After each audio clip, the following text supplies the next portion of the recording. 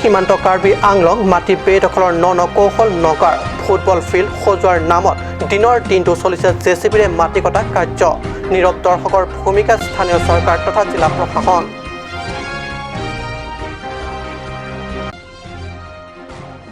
মৎস্য পালনৰ জৰিয়তে এক বিপ্লৱৰ সূচনা কাৰ্বি সাহিত্য পৰিষদ চৰকাৰৰ পৰিষদৰ উদ্যোগত মীন বিভাগৰ অধীনৰ মৎস্য পুখুৰীত উৎপাদিত পোনা মাছ বিতৰণ খেতিয়কৰ মাজত কাৰ্বি লাম্মেড আমিৰ হামেৰ শাখা কমিটিৰ পদবীৰ সাল সলনি 2020-21 বৰ্ষৰ বাবে নতুন শাখা কমিটি গঠন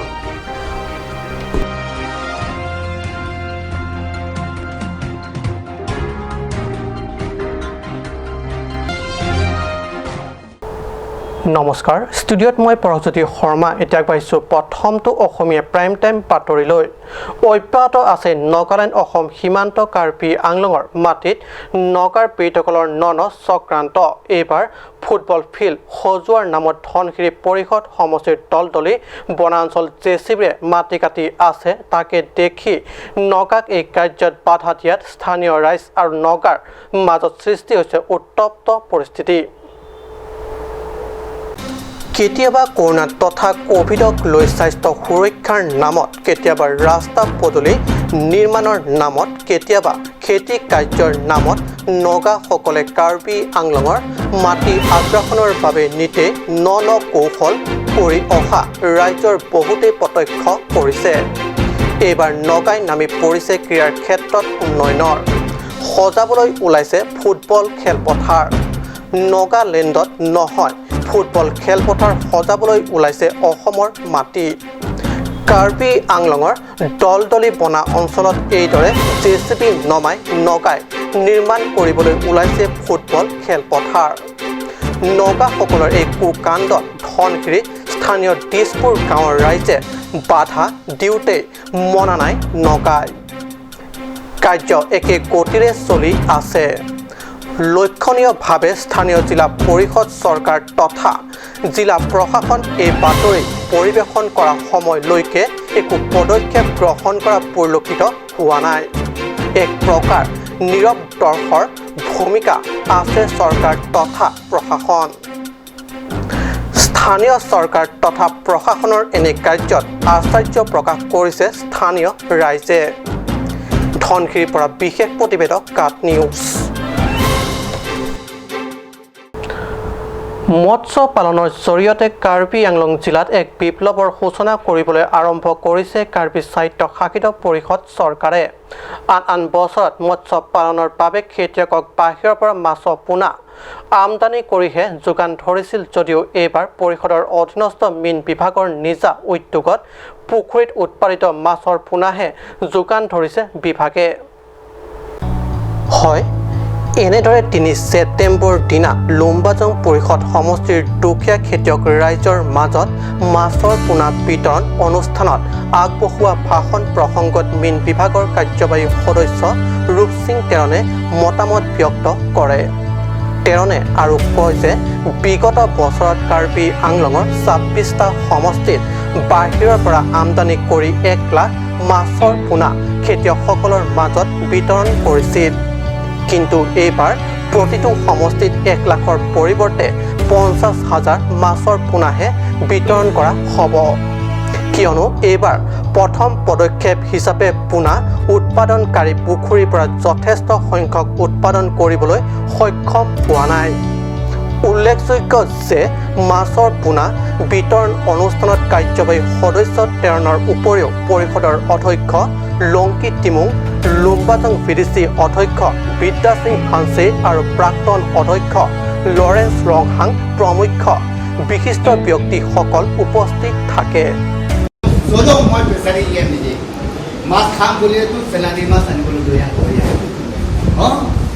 ইমান দুখৰ কথা মই নিজে ফিচাৰী কিন্তু মাছ খাম বুলিলে চেলানী মাছ আনিবলগীয়া হয় কিন্তু যোগ কৰিব পৰা নেকি আমিহে ৰপ্তানি কৰিব লাগে মাছ আছে ইয়াতে পুখুৰী আছে পানী আছে ইয়াতে ডিপাৰ্টমেণ্ট আছে চব আছে আমি কৰিব নোৱাৰাৰ কাৰণে আমি ৰপ্তানি কৰিব পৰা নাই আমদানিহে বৰষুণ আমি কৰিহে আছোঁ চেলানী মাছ খায়ে আছোঁ সেইকাৰণে আমি চেষ্টা কৰাটো উচিত আমি চেষ্টা কৰাটো উচিত চেষ্টা কৰিবই লাগিব যে যাতে যে আমাৰ মাটিৰ ওপৰত উৎপন্ন হোৱা মাছে আমি ৰপ্তানি আমি কৰিব লাগিব লাজবাবী বুলি হা সেইটো আমি লাগিব লাগে বুলি ৰাখে নেকি অকল ডিপাৰ্টমেণ্ট চেষ্টা কৰিলে নহয় আপোনালোকে নিজে চেষ্টা কৰিলে নহয় মাছ পঢ়িলেতো বহুত বিভাগো থাকে মাছ পঢ়িলে শিকিবলগীয়া বহুত আছে সেইটো বস্তু শিকিব লাগিব কৰাটো উচিত সেইকাৰণে মাছৰ পোনা আমি দিওঁ এই মাছৰ পোনাটো যাতে যেন বস্তু নালাগে সেইধৰণৰ পুখুৰীত আপোনালোকে এৰি যাতে যেন ধুনীয়াকৈ উন্নত আপোনালোকে কৰিব পাৰে মঙলিকে ৰিপৰ্ট কাট নিউজ 2020-2021 বৰ্ষৰ বাবে কাৰ্বি লাম্মেট আমিৰ নতুন হামৰেন শাখা কমিটি গঠন হামৰেন শাখাৰ পুৰণি কমিটি ভংগ কৰি গঠন কৰা হয় নতুন কমিটি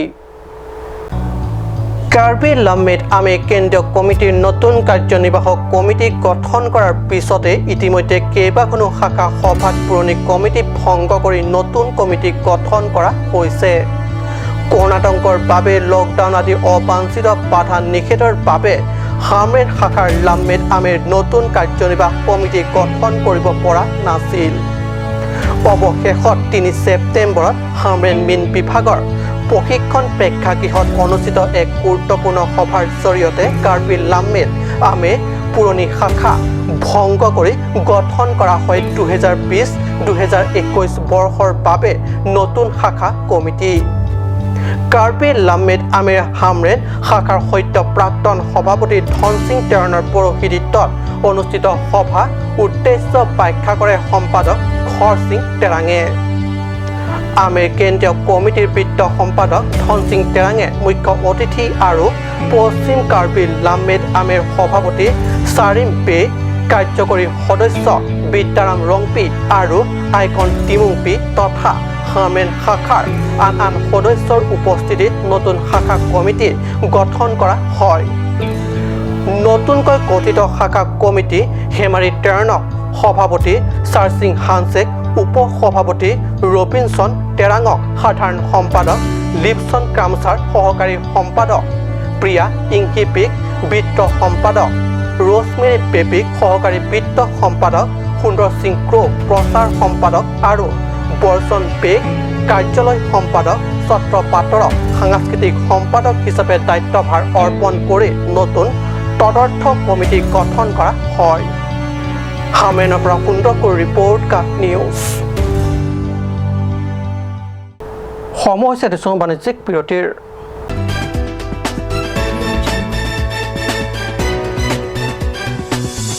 আপুনি বাৰু বিশুদ্ধ খোৱা পানীৰ অভাৱ অনুভৱ কৰিছে নেকি এতিয়া আৰু চিন্তা নাই কাৰণ বজাৰলৈ আহিল কাঞ্চ ৱাটাৰ বিজ্ঞানসন্মত উন্নত মানৰ প্ৰক্ৰিয়াৰে প্ৰস্তুত কৰা কাঞ্চ ৱাটাৰে আপোনাক দূষিত পানীৰ ভয়াৱহতাৰ পৰা আঁতৰত ৰাখিব কাঞ্চ water Want to increase the productivity of your crops or thinking to buy machinery tools and agricultural equipment? Here's the one-stop destination for your needs. Hanse Agricultural Machinery and Tools Private Limited and Hanse Automobile Private Limited is here to fulfill all your needs. Here you will get 3 wheels auto rickshaw, auto truck, tractor, power tiller, tempo, etc. Facilities and tools available are water tank, 2-wheel farm hand tractor with reaper, H-wheel, land leveler, cultivator, rotavator, hydraulic trailer, etc. For loan facility and further details, please contact at 7002045078 or 9854923592.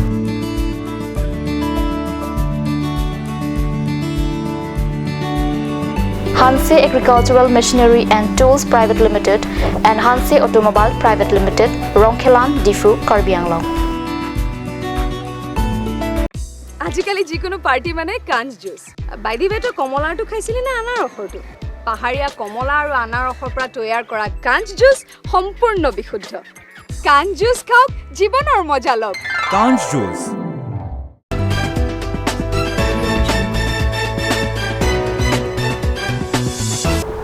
বিৰতিৰ পিছত পুনৰ বাতৰি মজিয়াত